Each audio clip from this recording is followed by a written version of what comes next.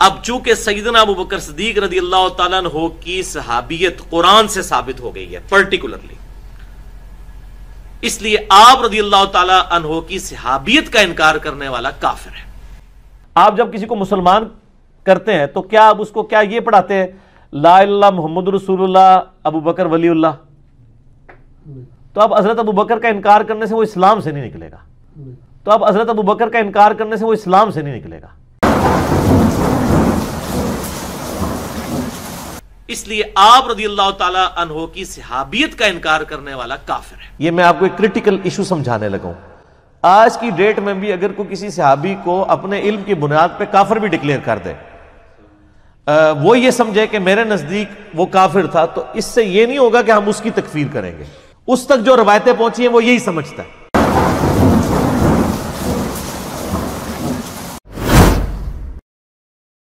اور یہ جو چیلنج والی ورڈنگ اور مناظرے یہ نہ ڈالا کریں پلیز، آپ علمی اختلاف لفظ یوز کر لیں۔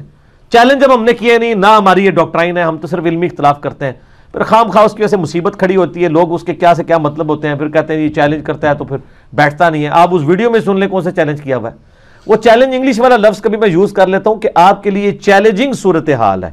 میں چیلنج کرتا ہوں دنیا کی کسی حدیث کی کتاب میں نبی صلی اللہ علیہ وسلم سے یا صحابہ اکرام علیہم رضوان سے تراویح کا لفظ ثابت کریں۔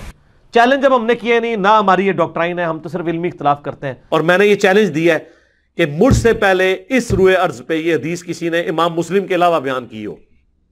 چیلنج جب ہم نے کیے نہیں، نہ ہماری یہ ڈاکٹرائن ہے، ہم تو صرف علمی اختلاف کرتے ہیں، اور میں نے یہ چیلنج دیا ہے کہ مجھ سے پہلے اس روئے ارض پہ یہ حدیث کسی نے امام مسلم کے علاوہ بیان کی ہو۔ ہم نے اس پلیٹ فارم کے اوپر کوئی چندہ بک نہیں رکھی،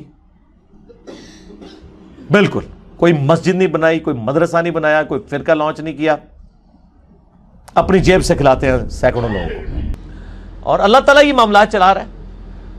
اللہ تعالیٰ ان لوگوں کو جزائے خیر دے جو اس حوالے سے یعنی ہمیں ہیلپ آؤٹ کرتے ہیں، جو لوگ جس طریقے سے کریں، اپنی جیب سے کھلاتے ہیں سینکڑوں لوگوں کو۔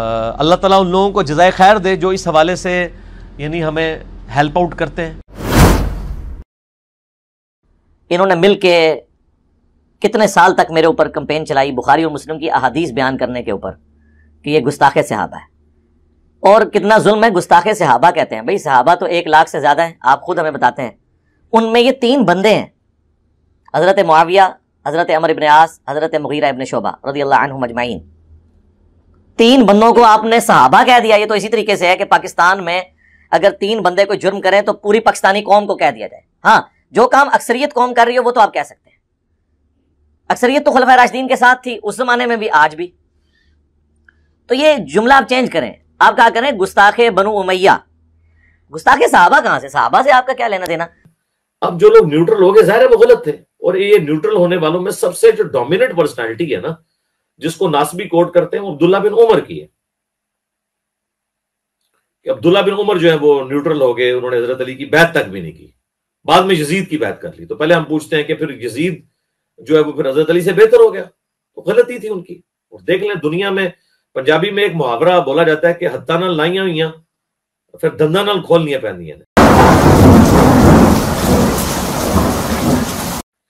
تو قوم سمود نے جب اونٹنی قتل کی تو ان پر عذاب آیا تھا۔ اس امت نے جب اللہ کی اونٹنی کہ ایکویلنٹ، ایک پرسنالٹی، اللہ کی نشانی، نبی علیہ السلام کے قریبی ترین ساتھی آپ کے داماد علی بن ابی طالب کے ساتھ غداری کی، علی بن ابی طالب کے ساتھ غداری کی، ان کا ساتھ نہیں دیا اور وہ شہید ہوئے، تو اس کی سزا پھر اس امت پہ اس عذاب کی شکل میں یہ کہ دوبارہ خلافت راشدہ قائم نہیں ہوئی۔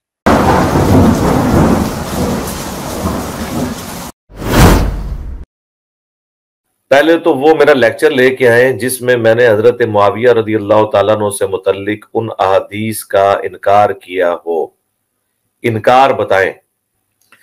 علم حدیث میں یہ چیز بھی مانی جاتی ہے کہ ضعیف یا جھوٹی حدیث کی ایک نشانی یہ بھی ہوتی ہے کہ وہ حضرت معاویہ کے حق میں ہوتی ہے رضی اللہ تعالیٰ عنہ، یا جھوٹی حدیث کی ایک نشانی یہ بھی ہوتی ہے کہ وہ حضرت معاویہ کے حق میں ہوتی ہے رضی اللہ تعالیٰ عنہ۔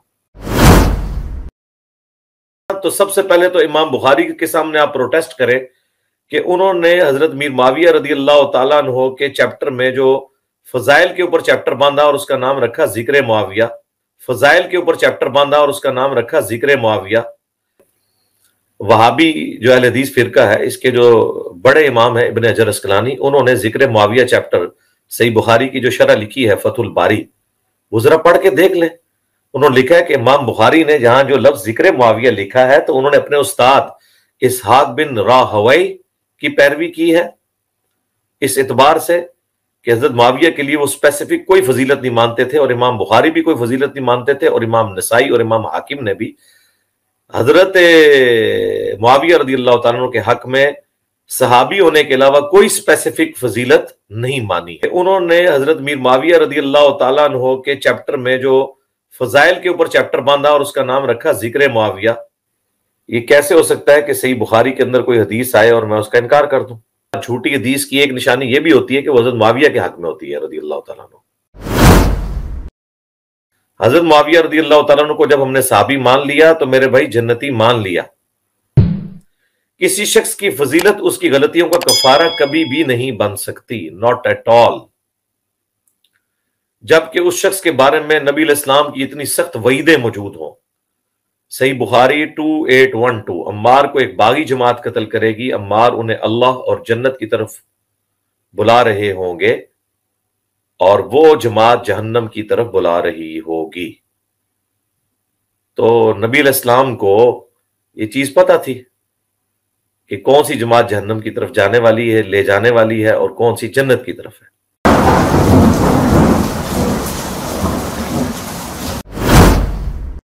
علیکم بسنتی و سنت الخلفاء الراشدین المہدیین، تم پر میری سنت اور میرے خلفاء راشدین کی سنت لازم ہے۔ اور دین میں بدعتوں سے بچنا، ہر بدعت گمراہی ہے اور ہر گمراہی دوزخ میں لے جانے والی ہے، سنن نسائی میں الفاظ موجود ہیں۔ یہ تو ہے ہی خلفاء راشدین کے بارے میں کہ ان کے مخالفین بدعت پہ ہوں گے، یہ تو ہے ہی خلفاء راشدین کے بارے میں کہ ان کے مخالفین بدعت پہ ہوں گے۔ حضرت عثمان کے اوپر بعض لوگ تان کرتے ہیں، ہمیں بھی کئی معاملات میں ان سے اختلاف رائے ہے، ہمیں بھی کئی معاملات میں ان سے اختلاف رائے ہے، ہمیں بھی کئی معاملات میں ان سے اختلاف رائے ہے، لیکن ہم تان نہیں نعوذ باللہ کرتے، خلیفہ راشد ہیں۔